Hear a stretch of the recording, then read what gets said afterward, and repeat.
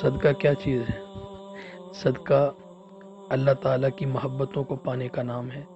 صدقہ سے اللہ تعالیٰ کی رحمت بندی کی طرف متوجہ ہو جاتی ہے، اور صدقہ دینے سے انسان کے اوپر سے آنے والی آفتیں، بلائیں ٹل جاتی ہیں، اور صدقہ کرنے والے کل قیامت کے دن اللہ کے عرش کے سائے کے نیچے ہوں گے۔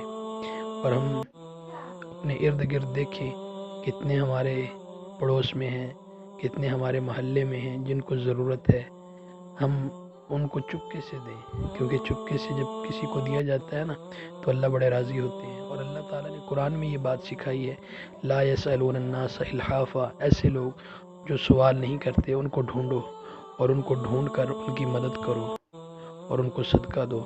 ایسے صدقہ دو، ایک ہاتھ سے دو، دوسرے ہاتھ کو پتہ نہ چلے۔ اور صدقہ ایک ایسا معاملہ ہے، یہ اللہ سے تجارت ہے۔